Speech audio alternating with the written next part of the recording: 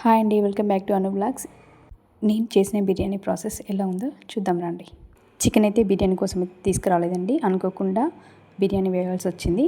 అందుకే leg pieces అయితే అట్లేం తీసుకురాలేదు, మీడియం సైజులోనే చికెన్ అనేది తీసుకొచ్చారండి మా వారు. చికెన్లోకి అయితే మెయిన్గా అల్లం వెల్లుల్లి పేస్ట్ అనేది అప్పటికప్పుడు ఫ్రెష్గా దంచుకునేది మాత్రమే వేసుకోవాలండి. అలాగైతేనే బిర్యానీ అనేది పర్ఫెక్ట్గా ఫ్రెష్గా బాగుంటుందండి. తగినంత పసుపు, పచ్చిమిర్చి, ఆనియన్స్. ఇక్కడ నేనైతే 3 గంటల కారం పొడిని తీసుకున్నానండి. ఎందుకంటే మా కారపొడి మరీ బాగా ఏముండదండి, అందుకే నేను కర్రీకి సరిపడా తీసుకున్నానండి. మీరు ఎలా వాడతారో మీ క్వాంటిటీని బట్టి మీరు తీసుకోండి.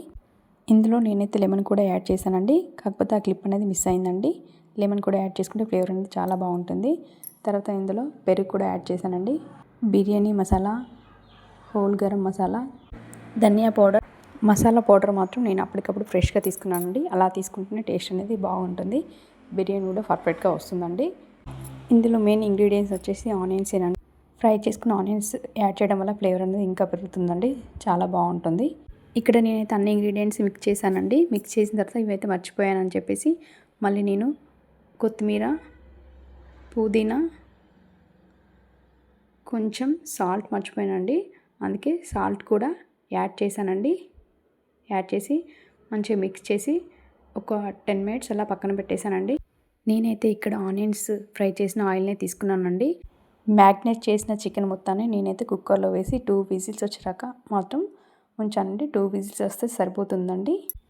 మరీ ఎక్కువసేపు ఉంచినా కూడా పీసెస్ అనేవి బాగా ఉడికిపోతాయండి, అందుకే 2 విజిల్స్ అయితే సరిపోతుందండి. రైస్ కోసం నేనైతే వేరే బౌల్ తీసుకొని అందులో వాటర్, సాల్ట్. ఇక్కడ నేనైతే రైస్ని 20 నిమిషాల పాటు నానబెట్టి పక్కకు పెట్టేశానండి. మరుగుతున్న వాటర్లో బగారాకు, స్టార్ ఫ్లవర్స్, లవంగాలు, యాలకులు అన్ని ఇంగ్రీడియంట్స్ అందులో వేసానండి. అందులో వేసి కొంచెం సాల్ట్ వేసాను, పుదీనా కూడా యాడ్ చేశాను. వాటర్ అనేది ఎక్కువ క్వాంటిటీలో తీసుకోవాలండి, అప్పుడే రైస్ అనేది బాగా వస్తుంది. వాటర్ మొత్తం పొంగొచ్చాక రైస్ కూడా యాడ్ చేసుకోవాలండి.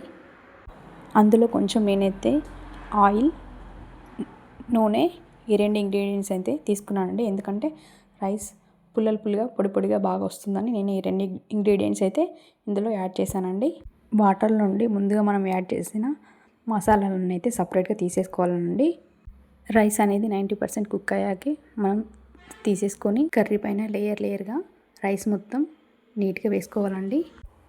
ఇలాగే రైస్ మొత్తం లేయర్గా వేసుకున్నాక స్టవ్ని మీడియం టు హై ఫ్లేమ్లో పెట్టుకుంటూ రైస్ అనేది కుక్ చేసుకోవాలి. అప్పుడే రైస్ అనేది పర్ఫెక్ట్గా కుక్ అవుతుందండి. రైస్ పైన నేనైతే ఫుడ్ కలర్, పుదీనా, కొత్తిమీర, కొంచెం నెయ్యి కూడా యాడ్ చేశానండి పైన. మీకు నచ్చినట్టయితే పైన ఫ్రైడ్ ఆనియన్స్ కూడా పైన వేసుకోవచ్చండి. నేనైతే యాడ్ చేయలేదండి.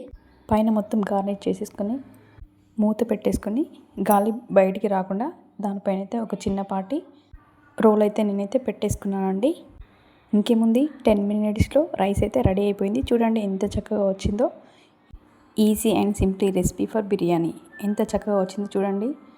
రెస్టారెంట్ స్టైల్లో చేశానండి బిర్యానీ, కానీ అంతకంటే బాగుందండి. చెప్పాలంటే సూపర్ టేస్టీగా ఉంది. ఒకసారి మీరు కూడా ట్రై చేయండి.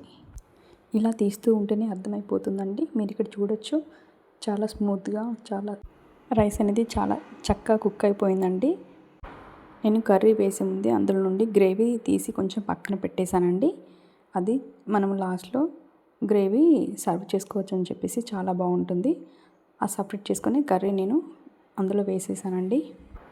మా పిల్లలకు ఎంత ఇష్టంగా తిన్నారో చెప్పాలంటే అసలు చెప్పలేనండి.